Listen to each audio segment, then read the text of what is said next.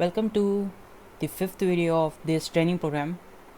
Now in this video we are going to look at a bit of Python libraries, and one of the most important libraries we are going to use for the data science foundations is the Numpy library.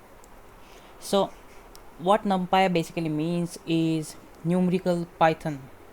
It basically is a library we use for performing certain linear algebra operations in Python. And linear algebra is an important part in the data science field. Now, to install NumPy, you can use the command pip install NumPy in your command prompt, or you can use conda install NumPy in your Anaconda terminal, or even in the Jupyter notebook, and you mostly have it installed if you are using the Anaconda and Jupyter notebook. Now let's see how to use this, what its use is. So we have to import this library before performing any operations ahead. To import it, just write down import keyword, thereon just write down the name of the library, and then as keyword is to depict its original name as a certain alias. So usually we use it as np, so we kind of rename it as np. Now let's see, there is an important concept of NumPy arrays. A NumPy array is basically a data structure. We can call it as an array, but it has a lot of methodologies, a lot of properties which make it very strong and very convenient to use for the data science.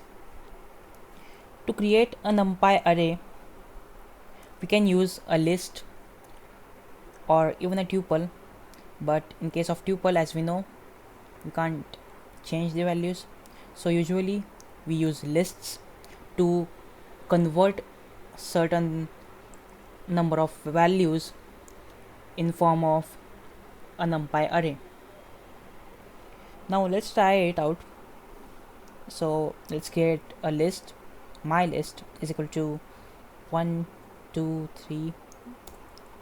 Now to create a NumPy array, just specify np.array method. Now np is a keyword, or say the renamed way of using the library NumPy, as we have imported it as np. Then convert your list to a NumPy array by writing down my list. Now one of the key features, or the important features of a NumPy array, is you can perform multi-dimensional operations. In the data science and machine learning field, it's really important to perform matrix operations, and to do that, NumPy arrays are the best way. So let's create a multi-dimensional array. So here's my matrix, and basically to create it from a list, just specify square brackets, and inside it create some sublists. So this creates a 2D array, or say a matrix, and you can see after we convert it by using the np.array method, you can see it has become a matrix with the values I have put over here. Now to make it easier in words, I would say the lists you include inside the square brackets are basically the rows of the multidimensional array you need. So here 1, 2, 3, this list is first row of this matrix, and so on. So this is basically how you create a numpy array and create a multidimensional numpy array from lists. Now there are many built-in methods to the which can be applied to these numpy arrays. So first one is np.arrange. It basically gives you a range of values, as we have seen in the function range, where you specify the initial number, then the final number, and there can be also some steps, and you can see you get an array of numbers from 0 to 11, wherein you are stepping by 2.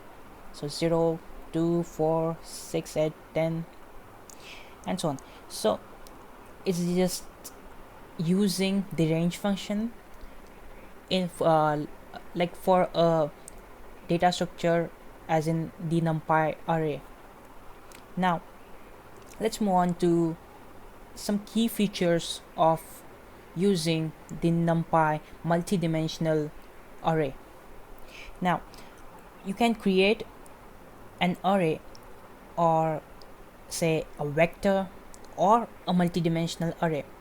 So basically why I'm using these keywords is a single dimensional numpy array is basically depicted as a vector when you try to perform certain machine learning or data science operations.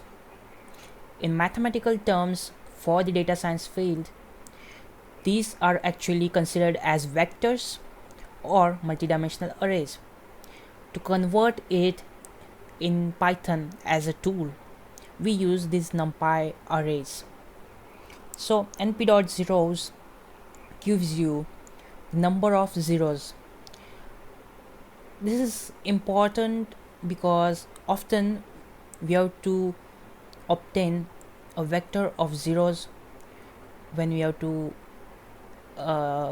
perform certain operations such as addition, multiplication, subtraction.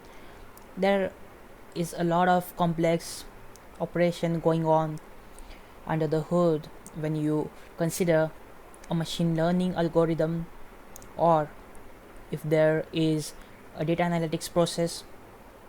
So for that, there is an essential part of zeros, ones, and an identity matrix. So to create a vector of zeros, you just have to use np.zeros, specify the number of zeros you want, and you get the array. Also you can create multi-dimensional zeros array, or say a matrix, by using just 2 dimensions. Don't forget to specify a separate round bracket, a separate set of round brackets to specify multidimensional indexes, the size.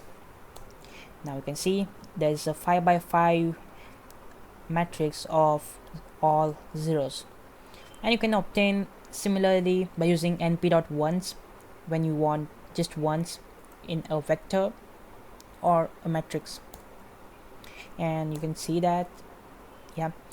So the next method we are going to discuss here is Linspace.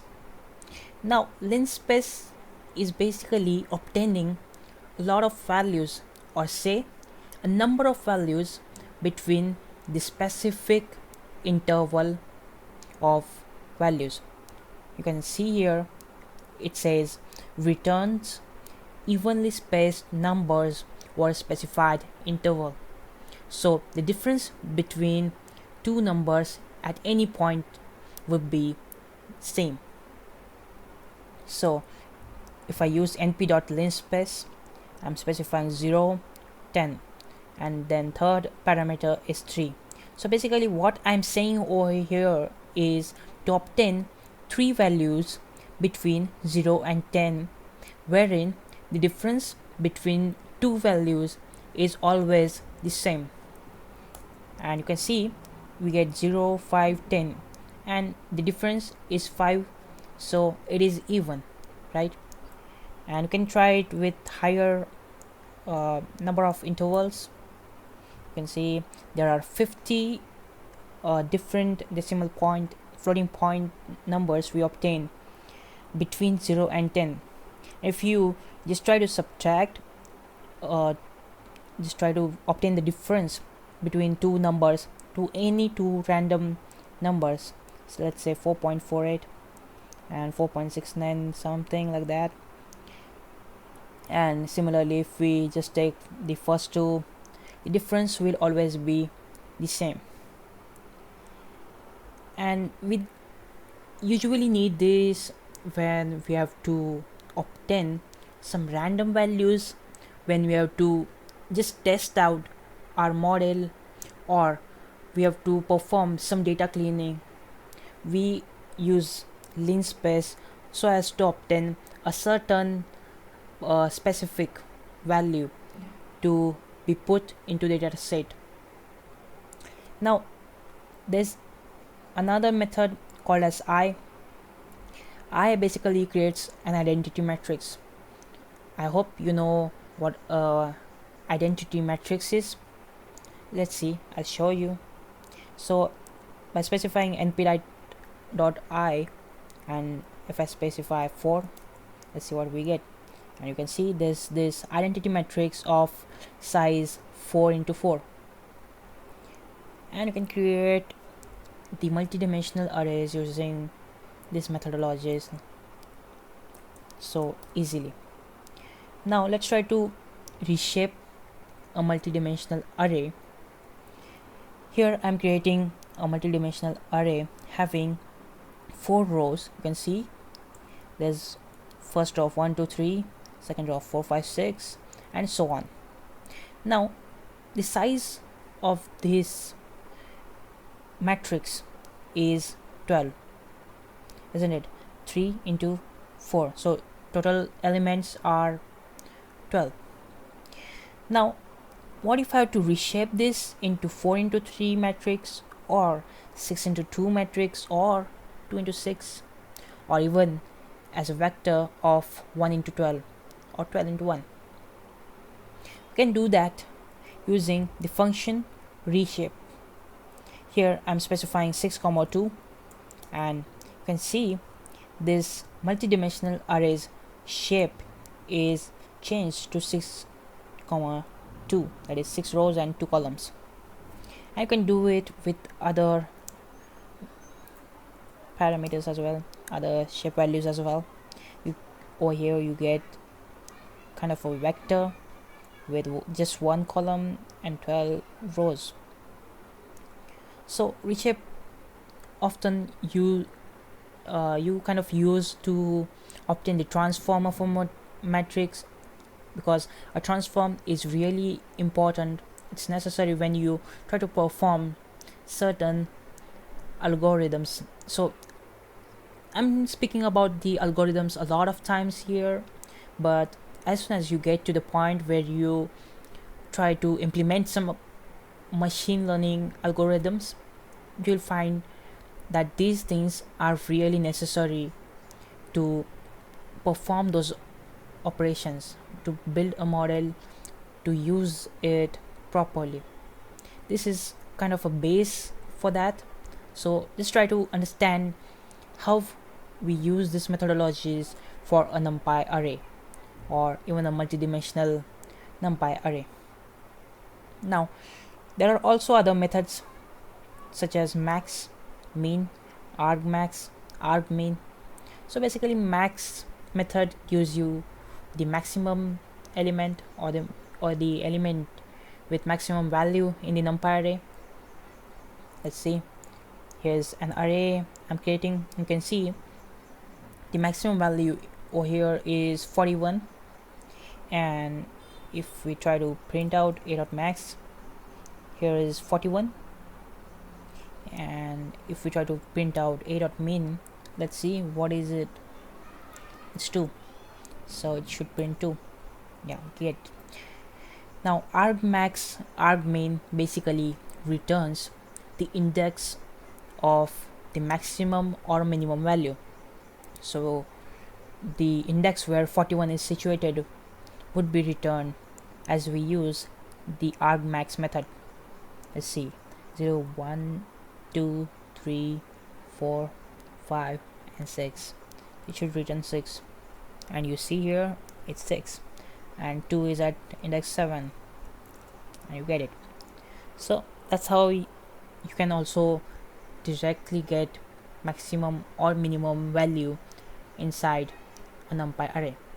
Now you might have a question in your mind that we can obtain the maximum or minimum values from a list by using list methods as well, but then you wouldn't obtain the maximum and minimum values from a multi-dimensional array. If I give in over here a multi-dimensional array of a size, say 5 into 5, these functions would operate for each and every element of the multi-dimensional array we create, while in a list we have to look out for the sublists we use inside a list. So the comparison is between lists inside the list, while over here the comparison is in between all the elements. So it's as if you consider a matrix as a whole. Like, know this difference because numpy is very powerful and its strength can be only realized as you try to use. And then you can also obtain the data type of an array by specifying dot d type, and the d type of the numpy array arr is int64 bit. Here is it, and you can see it's all int64. Let's try something else. j is equal to 1.23 2.5, and let's convert it to a numpy array. Don't forget to use the round brackets around your list.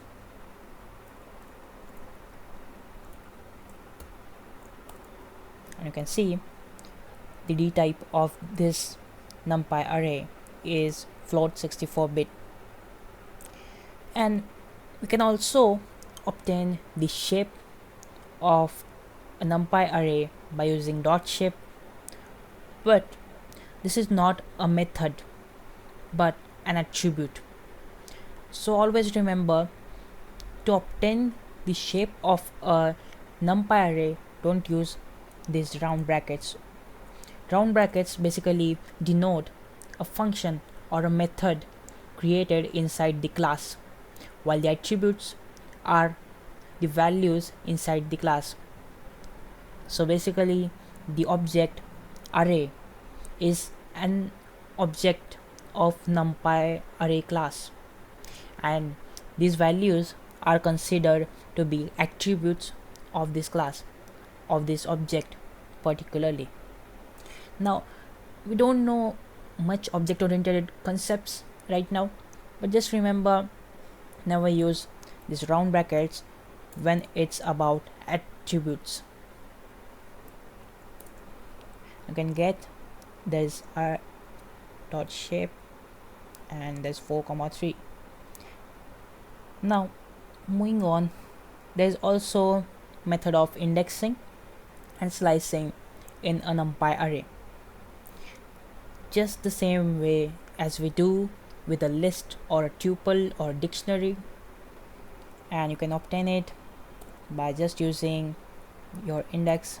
You can see 0 1, so it's def, and you can again do some slicing and obtain as many values as you need.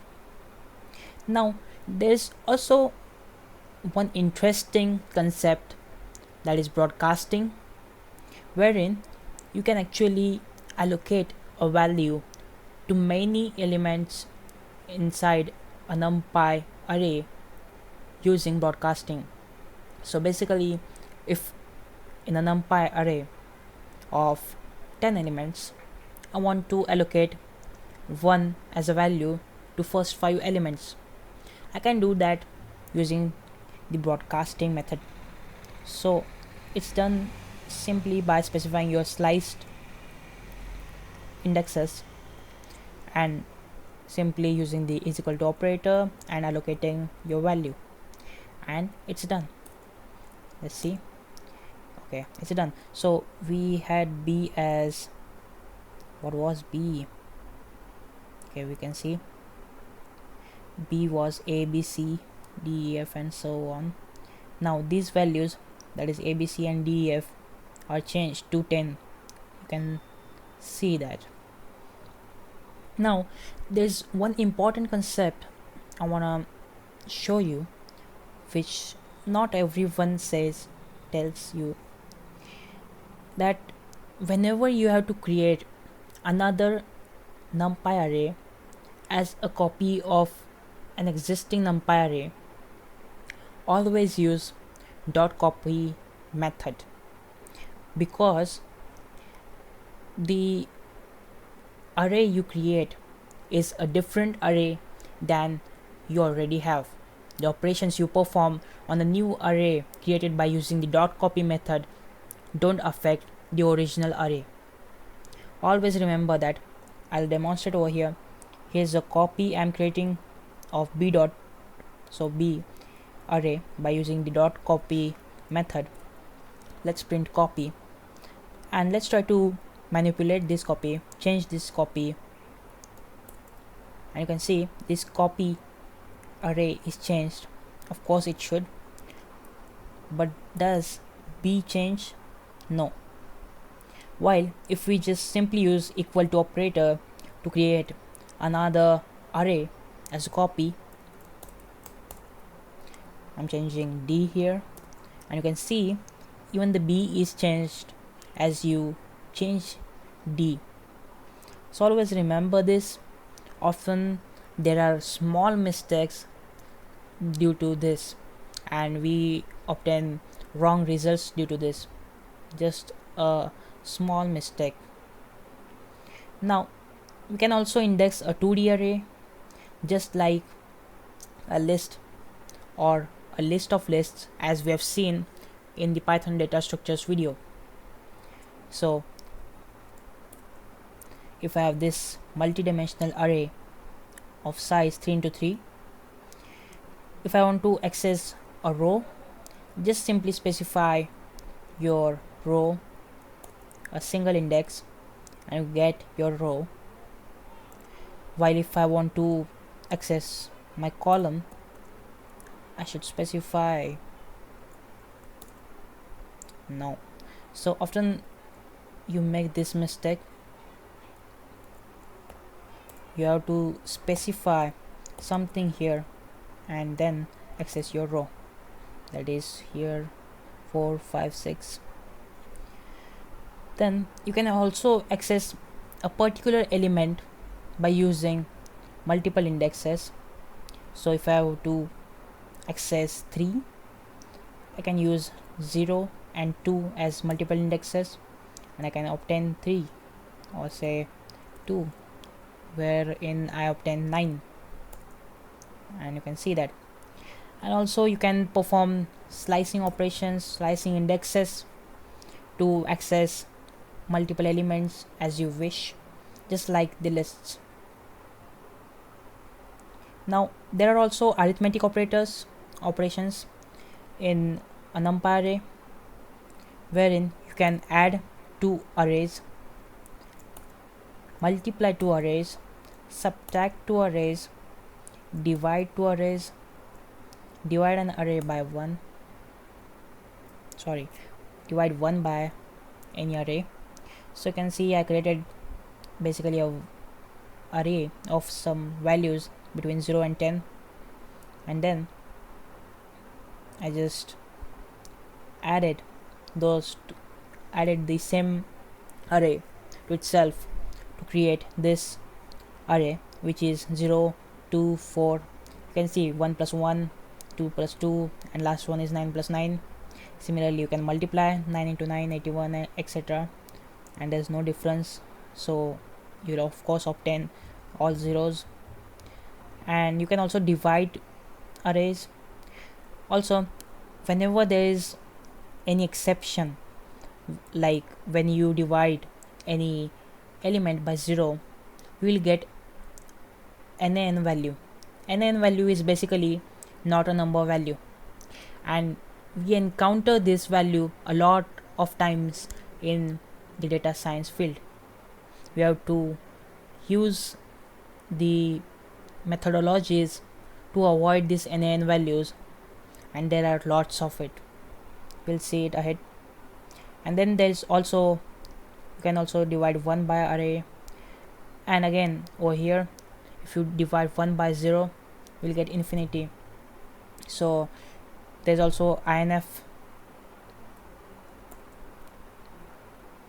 Then there are also some important or simple methods used. So you can obtain square roots of an array just directly by specifying sqrt. You can also obtain exponential values. You can obtain max value, the sign of values, and logarithmic values as well. Now this video actually highlights on basics of Numpy because they are really important. It's not compulsory to remember all of these methods, but we are going to use this a lot as we move on ahead. Thank you.